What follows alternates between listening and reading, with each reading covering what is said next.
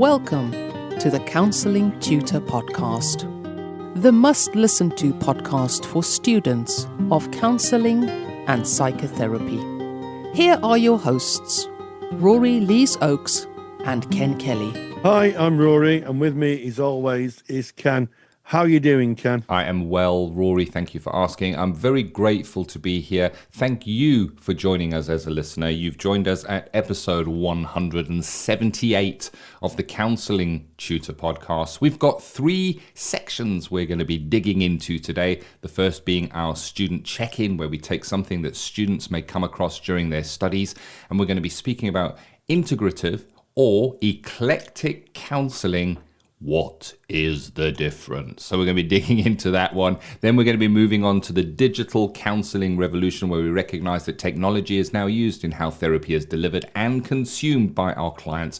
And we're going to be speaking about online counselling relating to geographical considerations. And that's an interesting one. I think you're going to like that. And we're going to end episode 178 by going into practice matters, where we take something that we may come across within the day-to-day practice of being a counsellor, and we're going to be speaking about models of mental health. What are they? What should we be looking out for within our therapy rooms? So let's start off with that student check-in. Integrative or eclectic counselling. Is there really a difference, Rory? Well, I think that's an interesting question, and it's a question that was asked in our Facebook group. And if you're not a member of our Facebook group, you are missing out. Go to Facebook, type it in. You'll type in Counselling Tutor. You'll find us. We're a closed group. Knock on the door. Of course, we're going to let you in. We're a friendly bunch, and there are thousands and thousands of like-minded individuals studying, practicing and supervising and teaching in the world of counselling and psychotherapy. And this question was asked, and I think I'm going to start off answering this with a quote from the BACP about different models of therapy. And they say, this is when several distinct models of counselling and psychotherapy are used together in a converging way rather than separate approaches. And I think that sets us off quite nicely with what integrative therapy is. Integrative is where you integrate one or more approach into your practice. So a lot of people start off learning person-centered therapy, and then they go and they may practice, they may learn, say, CBT as a postgraduate qualification, and they may join them together. And here's the thing, Ken, it's how you join the two approaches together that give you the difference between integrative and eclectic. And I think that that is a good way of thinking about it. I have to say, it's a cause of huge debate within the psychotherapeutic profession. But my view is that if you integrate your therapy, you're really like cooking a meal. You're putting the ingredients together, and you shouldn't really, the client shouldn't really know that you're practicing 2 different therapies. So maybe if you're working with a client with anxiety and you're trained in CBT and person-centered, you would use the necessary and sufficient conditions to form the therapeutic relationship and hear the client's story. And then what you may do is then you may add elements of CBT into your work, so like giving homework or checking thought patterns to help the client kind of reassess where they are. That would be an integrative approach. Eclectic is a little bit like a pick and mix. So you could have something called technical eclecticism, where effectively what you are doing is you are using 2 approaches and blending them together. But what can happen, and if we're not careful, is it's a bit like serving up a meal just with the raw vegetables. So I always used to say when I was teaching, you know, if you think of tomato soup, it's not just tomato that goes in, it's a whole load of ingredients, but it actually produces a tomato soup. That would be integrative, an integrative way of cooking. An eclectic way of cooking could be seen as just serving up the raw materials. So in other words, we're going to try some CBT today. We're going to try some TA today. We might try some existentialism. And the difficulty is that if it's done without thought, the client may find themselves not knowing what they're doing. Yeah. Feeling confused, feeling conflicted with what may turn out to be the conflicts in the different techniques or the different modalities that are coming together if working in an eclectic way. And I really enjoy the cooking analogy on this one. You know, when you're talking about cooking, generally you're going to be working to a recipe, and a recipe is something that has been worked out, it's been tested, and it has a reason for being. You can take those same ingredients, let's take the tomato soup ingredients, the garlic, the onions, the tomatoes, maybe some stock, maybe some salt, and if they're just thrown in willy-nilly without having measured measurements to those ingredients, it may come out tasting quite bad, Rory. And it can be exactly the same ingredients, just in different quantities, to working to a recipe where you know that they're going to balance one another off. So on our website, counsellingtutor.com, we have got hundreds and hundreds of different articles on counselling, psychotherapy for students. If you're studying, we've got a little bit of a search function on that site. You can go in and put in the topic you're studying. I went in this morning and I put in integrative counselling just to have a look at what came up there. And there's something really useful on the website where it kind of breaks it down into points. So it suggests that eclectic psychotherapy, it uses different techniques in an ad hoc way, like having a toolbox of therapeutic techniques to draw on when needed. Now, that's not good and it's not bad. It doesn't necessarily mean it's a negative. Eclectic psychotherapy does not concern itself with theoretical conflicts between the modalities.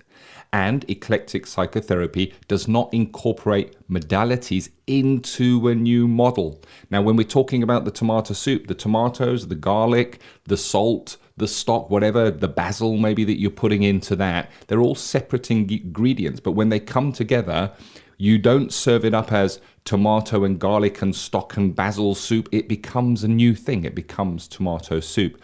And on the site, counsellingtutor.com, integrative counselling involves a blending of theory and practice, individualized and tailored to the client and their presentation, and it considers the similarities and the difference between the relevant models when developing an approach. And you spoke about the study, Rory, and it may well be you go and you get a base qualification, a degree, maybe your base modality is person-centered. If you then go and study transactional analysis, and then you do a course on cognitive behavioral therapy, and then you go and do another course on Gestalt, you're going to have so much that you can draw on to maybe be there with a client in the way that they need you to be. But that does not make an integrative counselor. That is more eclectic, where you're drawing on different modalities and tools to be able to service a client. Integrative counseling is specialist training, and you will be trained how to blend the modalities. Yes, absolutely. And I think this comes with practice. You know, everything we do in the world of counselling and psychotherapy is down to practice. Yes, we can, you know, and we've used the analogy of cooking today, and I think this is a great analogy because, you know, anybody can buy the ingredients, but actually making a palatable food is a different discipline altogether, and it usually comes with experience and reflection. And I think there are some dangers of being eclectic. So, you know, in terms of just picking and choosing modalities, it could be seen as a pick and mix approach. You know, you say, oh, we'll try this, we'll try that. It does dilute the theory. You know, as a therapist, you have to have faith in the theory that you're using. And I think that what can happen is that sometimes therapists lose faith in the theory, and out of desperation, they try another approach. And it can also be a lack of faith in themselves. I think if people start doing this pick and mix approach, sometimes it may be that they've lost faith in their own ability to be a counsellor, and they're just trying everything. And I also think that you have to be very, very, very careful, because some theories are based in different ideas. So person-centered therapy is based in phenomenology, people's perception and the way they view the world. CBT is really based on how people think and how their thoughts may not be accurate. And I think that those two could clash if they're not delivered in a very, very, very thoughtful way. And sometimes I think I've heard stories, certainly from students that I've taught, who've had what I would call pick and mix therapy, where it became increasingly apparent that the therapist was getting a bit desperate. This isn't working. You're not feeling better today. We'll try this.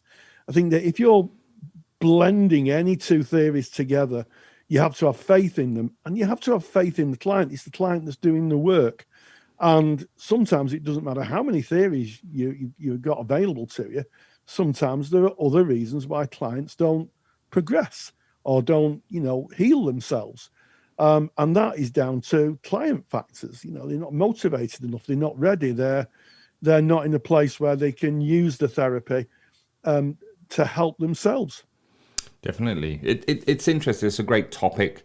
I think, going back to studying and maybe having this kind of a question in an assignment, often in assignments we're called upon not just to describe maybe the difference between different theories and how that works and the main concepts of the modality. We're often called on to critique the modality that we're looking at.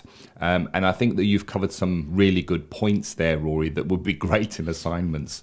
And again, counsellingtutor.com. If you're interested in this, just go on the website and put in integrative as a search, and the article's going to come up there for you. And some of the main criticisms that are kind of in the article it suggest a therapist using a mixture of modalities can be confusing to the client, as you've already said, Rory. In working with so many different modalities, another critique, the therapist may not develop sufficient depth in any one of them. Concerns about an integrative therapist becoming a jack of all trades, a master of none. I just want to put out here, before we start getting letters in the mail back, this is not Rory and I or our opinion. These are just kind of some thoughts for you to debate and think of yourself. We're not saying that at all. Therapists' unconscious motivation for selecting a modality that maybe fits best for them, an integrative therapist who is maybe drawn in the direction of a certain modality, even subconsciously, because it fits better for them, or this is the one that most works because of their experience in their own journey, I guess. And then a purist person-centered therapist may suggest, as you have just now, Rory, that a non-directive modality cannot be paired in with any directive approach because it kind of stops being a person-centered modality. So there's some critiques of the integrative model just to consider there. Yes, and it does have some advantages, of course. We've talked about the criticisms, but the advantages, of course, is the client has access to a wider range of approaches. And so if a therapist has lots of what we sometimes refer to as tools in the toolbox, you can negotiate with the client to what they need, and you can use the approach that best suits their desires. And we're all in service of the client.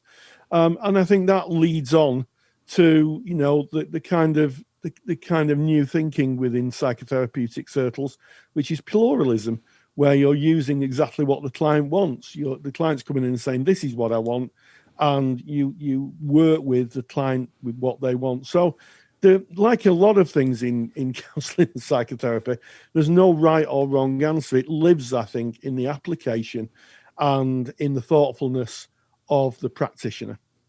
Indeed. And we have got a free handout for you on integrative approaches. It's the advantages and disadvantages of integrative approaches. And you can get that free from today's podcast by visiting the show notes page. Where you will find that is go to our main website, which is counsellingtutor.com. In the top menu, click on the podcasts tab and select episode 178. That's today's episode 178. On that page, all of the show notes from today's episode with any relevant links, and of course that free download right there, one of Rory's super duper handy downloads that you can download, print out, have on file if you ever need to reference this in the future. So there it is. That is our student check-in. And we now move on to the Digital Counselling Revolution, where we recognize the use of technology, both in delivery and how therapy is consumed. And today we're going to be diving into Online Therapy, Geographical Considerations. Digital Counselling Revolution. Yes, one of the things that online therapists are beginning to understand and realize is that they're not just located in their local area. How many times have I received phone calls in my practice from someone maybe in Birmingham or in London or in a different part of the country who wanted to see me, and I've said, well, I live in Manchester, on the outskirts of Manchester, and really, I wouldn't travel to see someone, and they've said, oh, thank you very much, I'll find someone locally to me. I think that online therapy has brought a realization to a lot of therapists that actually you can work anywhere in the UK. If you're working in the UK, you're working with a client and they decide to move to, say, another part of the country, you can still work with them. And we've all had, I think, clients who've been working really hard in therapy, and then because of personal issues, they've had to move. Maybe they've had to move back to relatives or move with their job. And, I've certainly had clients who said to me, I wish I could continue, but I have to move, and the distance is too great. I can't travel to see you. Now, of course, with online therapy, that isn't an issue. Wherever somebody moves to, certainly within the UK, you can still work with them. And the same goes for if the therapist decides that they want to move home and move somewhere else in the UK. Maybe you want to move, nearer the sea or something like that. You can still see your clients online, because the only room that you have is a virtual room. Yeah, very, very, very much so. I think it also lends itself to when a therapist may take a break. If you as a therapist take a break, traditionally and when I mean a break, I mean maybe go away on holiday. Traditionally, you would need to break contact with your clients, and there are some times that we're working with clients that may really need support over those times, but we're not able to physically be there because we're away. Well, using either telephone or online work, if needs must, we are able to be there and potentially continue therapy. Of course, we wouldn't be able to speak about geographical boundaries without putting in the disclaimer and the warning. There is this thought of, I'm a therapist, I am in private practice. Traditionally, you're going to be working with people within your town, within your surroundings, maybe 5 miles, maybe 10 miles that somebody might drive to come to your practice if you're working face-to-face. Whereas, of course, those boundaries are broken down. If you're working online, you can work with somebody at the other side of the country. However, as soon as you go outside of the country, that is where the warning comes in. We need to consider that there are different laws in different countries.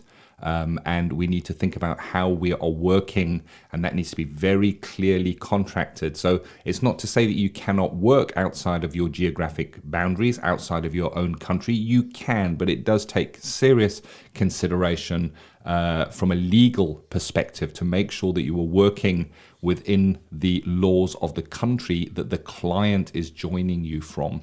But then there are certain questions that come up, and one of those questions may be, okay, well, I'm working with my client online. My client is a UK resident, but my client is going to be visiting another country on work or on a vacation.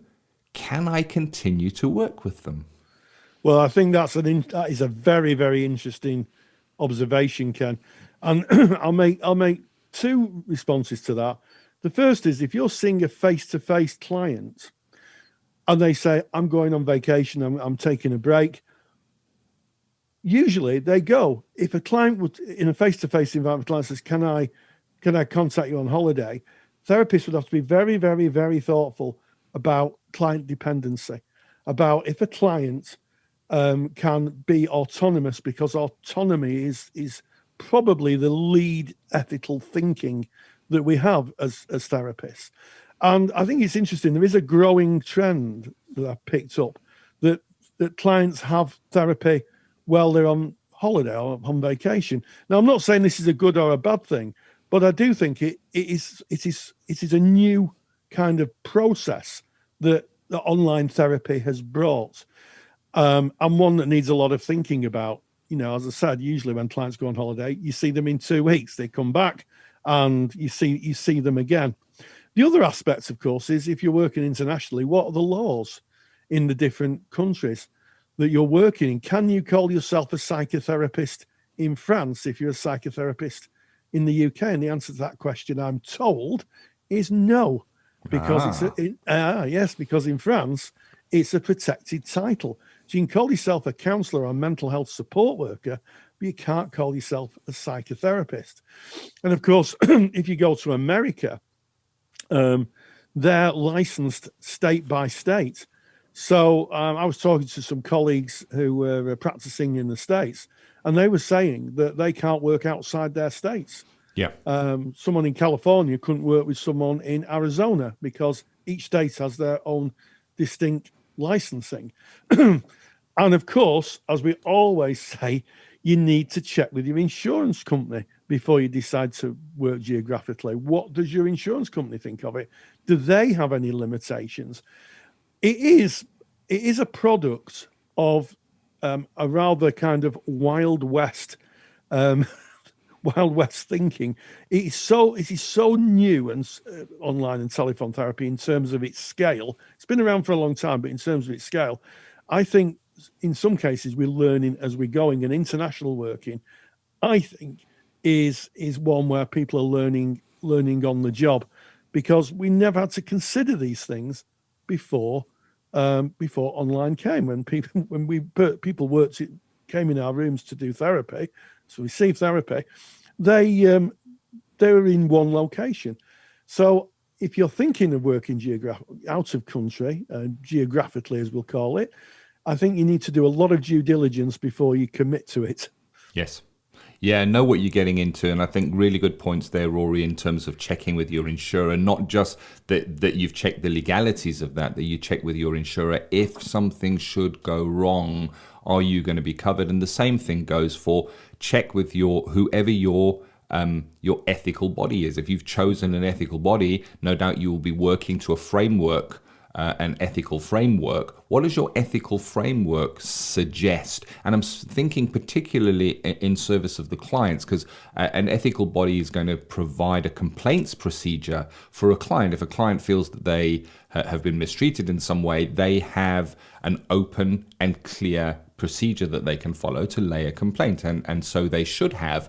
Does that apply if they are not in the same country? So as we've said, geographical boundaries, yes, they come smashing down. If you're going outside of your country, there are additional considerations that need to be looked into really, really carefully. But coming back into your own country, so we're now working within the geography of our own country, there are still other considerations, and considerations like onward referrals. So if you are working with a client, that client is in the same country as you, but many hundreds of miles away, just using an example here, and you need to make a referral, do you have that referral network? Are you able to make that referral? If that person suggests that they may be in a domestic abusive relationship, do you have the information on tap for them to key into their local area? So generally, as therapists, again, as face-to-face workers, we would collect our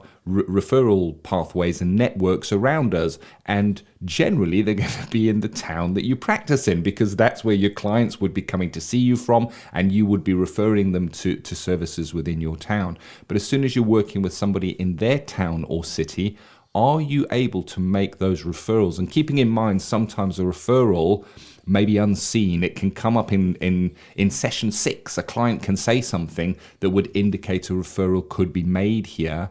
Are you able to make that there and then? It's worth having a think about. And in our course, we run a course at Counselling Tutor, online and telephone counselling certificate course, and within the course, one of the exercises that our students do is to create a national referral database where they'll go through and think about what referrals they may need to make, and consider, can they be made that they can be accessed online? and the referrals can be national rather than town-based. So they are the considerations. So much to think about when working online via telephone, changing all the time. If you think about it, at the time of making this recording, we are coming towards the end of January in 2021 here in the UK, because that's where Rory and I are based. And only just weeks ago, the United Kingdom left the European Union. And that, of course, changed the way we deliver. It changed some of the laws. As opposed to being inclusive in the European Union, we are now separate from. It's created a lot of challenges and difference for many people, many businesses, and therapists are not excluded from this. And this is why continuing professional development, understanding, being really competent in what it is and how we deliver that is so important. And of course, if you're interested in the course that is run by Counselling Tutor, over 10,000 therapists to date have taken that course. You're more than welcome to take a look at that. You can get information on it at counsellingtutor.com. We've made the course affordable, and it is open to anyone who is a qualified therapist working face-to-face, or even if you are working online and you want to sharpen your competence, it is open to you. And it is also open to a student of counselling who is working towards or already in placement, to allow students at difficult times to work remotely with their clients. Counsellingtutor.com, that's where that information is. Yeah, absolutely, Ken. And just one final thing on that. We talk about working geographically, but actually, even within the United Kingdom, the laws, there is a law that's different in England than it is in Scotland. And that, of course, is working with people who've been adopted in England. If you had been adopted and you want to talk specifically about adoption issues, under the 2010 legislation, you have to find a Ofsted registered counsellor. It's not the same in Scotland. So you could have a paradoxical situation where a client in England decides to talk about their adoption and works with a therapist in Scotland where the law doesn't apply. Yeah. It's an interesting one. It is an interesting one, and it's really worth looking into, and it's something that maybe is not considered. And to be honest, Rory, before I heard about that, I would not have considered it. If somebody had, a client had presented and suggested they were adopted, I wouldn't even have considered it because I was ignorant of what needed to be done. And it's just that light shining on how we need to be doing CPD all the time. It's all, and if you're interested in more on the law of adoption and counselling, you can get information on that from episode 58 of the Counselling Tutor Podcast. We go into some detail in that, and to find that, go to counsellingtutor.com podcast tab and just find yourself episode 58, or just go to Counselling Tutor and put in the word adoption as a search, and it will bring that up, and we go into some depth there. But so much to consider as we kind of make our way out of digital counselling revolution, and we make our way into practice matters, where we look at something we're likely to come across within the day-to-day workings of being a counsellor. And today we're going to be looking at models of mental health. Practice matters. Well, it's been a very, very interesting week in the world of mental health. And for those of you who've been paying attention to the news outside COVID, you've probably heard that there is considerations that the Mental Health Act is going to be altered. There's a proposal that people who are being sectioned under the Mental Health Act can be represented by relatives, this is quite a new idea. And it goes a lot deeper to that, because over the years, there's been a changing attitude to mental health. Many years ago, when I was teaching, I remember touching on models of mental health. And I said to my students, everybody has mental health. And one of my students was quite amazed at that. She didn't actually realize that everybody has mental well-being, like we would have physical well-being. And the fact of the matter is, everybody has mental health. Some people get up in the morning and feel a little blue, and or get up in the morning and feel really excited and happy. Sometimes people can get just don't want to get up in the morning, and it is a linear scale, from the very, very, very well to the very unwell. And, sometimes we find ourselves up and down that scale. And it does bring to mind that there are different models of mental health. And I think it's really, really useful that students understand that they when they're working with clients, the clients may come into contact with other services that have a different view on mental health. And a good example of that is you may have a client who is taking antidepressants. That would be in the medical model of mental health. So the medical model would be offering medication. There may be a belief that there's a predisposition to someone having a mental health issue. It could be to do with genetics or neuroscience. And that is seen as what's called a medical model. And that is how patients who go to a doctor could be seen. I think that a lot of doctors, a lot of the medical profession now have got a wider view of what mental health is, but traditionally it was medication, take this. And that does happen. People still go to GPs, I feel a bit down, and they're still offered antidepressants. Nowadays, in a more enlightened time, people are offered counselling as well, which is offering a psychological model. You see where I'm going here? You got a medical model, which is medication, and a psychological model, which is learning coping skills, thinking about emotions, thinking about your attitudes to the world, your belief system. And sometimes those two models can work quite nicely. You might have someone who's got high anxiety, who's given medication to reduce that, and they then go on to have therapy, which is equally as helpful. But there's one more model of mental health that sometimes isn't really thought about, and that's called the social model. And that is really where people exist in our society, and that is things like family support, financial things. Can someone pay their bills? Are they living in housing that is suitable for their needs? Cultural and traditions. Can people practice their faith and practice their culture? Things like friends, family, and the environments.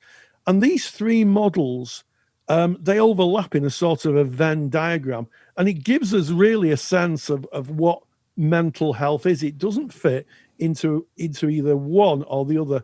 It's not the medical model, not the psychological model or the social model. They all overlap, and I think for good mental health, you need aspects of all of them. You need to be thoughtful, and if you are in a situation where you're feeling really, really down or really, really stressed, therapy may help. But I know from experience of friends that also sometimes medication can help. No, definitely. And I think that if we're speaking about the different models of mental health, what we're suggesting here is when someone has challenges with their mental health, what are the factors that can contribute to where that person is coming from? And I always think that a great place to start is with a definition.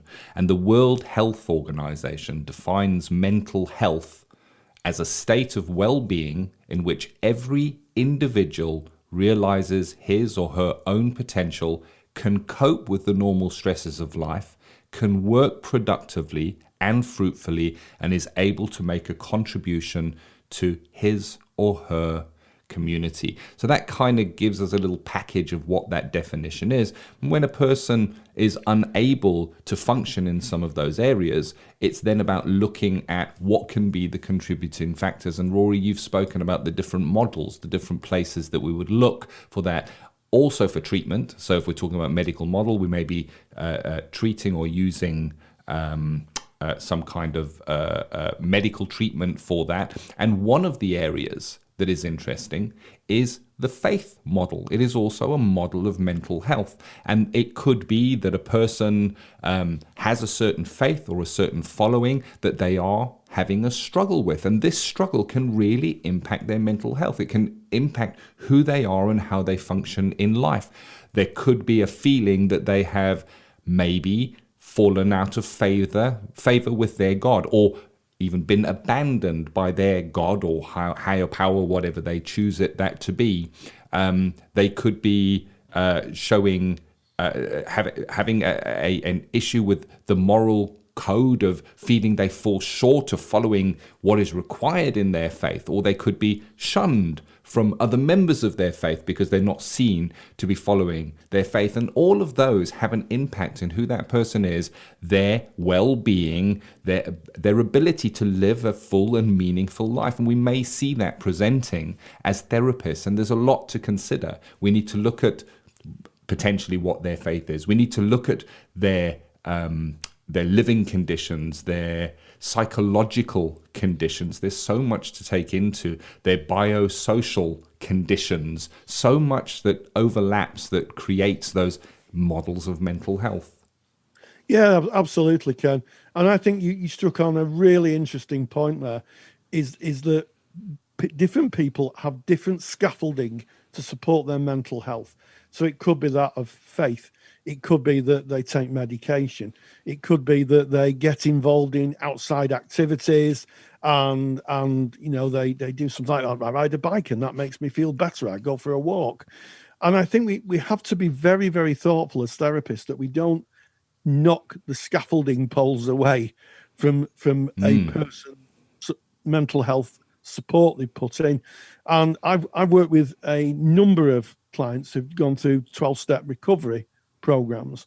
And one of the things you have to be super careful about is not to collide with the scaffolding that is supporting them. So you need to tread carefully when you're working with any client. You need to, tread very, very carefully. But you need to be really attuned to what support systems are working for them in a healthy way, and making sure that, you reinforce that. If it's working for them, if it's a healthy support system, that, you say, this is great. You go for a walk and you're feeling better, and helping them and reinforcing the things that they're doing already, and not sort of dismissing them or discounting them. What I'd like people to do is I'd like people to, when they hear this podcast, to go to our webpage, counsellingtutor.com, find the podcast tab, go to podcast 178, and I'm going to post a website called A New Vision for Mental Health. And they say new and interesting things are happening in mental health care. Find out about them and help shape a new vision for mental health. Be under no illusion, the field of mental health and how we're seeing mental and emotional distress is changing. It is a new vision, and it's not just in this website, it's across, in the UK National Health Service. Get yourself informed about it, because we're changing. We're becoming a more, and we started with eclectic at the beginning of the podcast. We're becoming a more eclectic view of what constitutes mental health and what constitutes good mental health. Yeah, I think so. And it's realizing that what we offer as counselors, as psychotherapists, is not always the only answer, the only solution. It's the old adage of if your only tool is a hammer, you will see all life's problems as nails. And I don't know if you've ever tried hammering in a screw into wood. You kind of get it there, but it damages the wood, and it is less effective than using the correct tool. And when we're talking about the models of mental health, it's about us being able to make appropriate referrals. I think, Rory, the website that you're sharing on the show notes page is a great place to start. It's a great place for us as therapists to stay informed of what's going on, to realize that there are other reasons that would cause a person to present to us as counselors. It's not always going to be psychological. I guess as counselors, we mostly work within what is called the psychological model of mental health. That would be psychoanalysis, transaction analysis, person-centered counseling, cognitive behavioral counseling, art therapy, narrative therapy, solution-focused therapy. This is all sits within that psychological model, and it is very effective in what we do. The research and the evidence clearly shows that, but there are other reasons why people may come in. Within our psychological model, we generally see the person's presentation as resulting from maybe faulty thinking, unresolved issues from childhood, maybe introjected values that they may be working from. That's what we see it from. But we need to be able to see further than that. We need to be able to see the other models of mental health. If a person is clinically depressed, they have a chemical imbalance within their brain, then it is a different model that they may need to support that. It doesn't mean that the psychological model would not be effective in working alongside that, but we need to understand the different models of mental health to be able to make the correct referrals and work holistically with our clients. Client presenting that has nowhere to live and has dire money issues and is not able to put food in their cupboards. Yes, we can work with them with the emotions that surround that. However, though, their psychosocial model, the psychosocial model of who they are is failing them. And no matter how much we work on being there and saying, I understand that, and that must be really difficult for you, there is another aspect of their life that needs attention. And as professionals in a person's journey, maybe somebody would come to us and we would be able to pick that up and make the appropriate referrals. Absolutely, Ken. And before the post bag fills up, there are those who say that actually mental health isn't a chemical imbalance. And that is a debate that's a debate that's a live debate. If you do the research, you'll see there are forces on one side that say it's not a chemical imbalance, there's no evidence of a chemical imbalance, and you'll see forces on the other side that says it is a chemical imbalance. I think the point here is that we are now understanding that mental health is a mixed economy. It doesn't just rely on therapy. It doesn't just rely on medication if that's necessary, and it doesn't just rely on having a way of living that's conducive to good mental well-being. It may be a mixed economy, and we're beginning to grasp that. A lot of doctors now, certainly GPs I know, are curious about how people are living. They may even signpost them to benefits. I know from relatives that I've had that have been in difficulties with their mental health, the doctors were brilliant in saying, certainly here in the UK where we have a kind of social benefit system, saying, well, look, it seems that money worries is a problem, but actually, did you know you can claim this? Did you know you can get that? And that is just such a relief. Now that same person could go to therapy and talk about the fact that they can't feed themselves, and no amount of therapy is going to make their hungry tummies any less hungry. Yeah. So I think the point I'm coming to, it's a mixed economy, and as therapists, we are a part of that mixed economy. We always have to be open-minded. I like that. I like mixed economy. It's an ecosystem, isn't it? It is. And it's an ecosystem that remains in balance from the different services.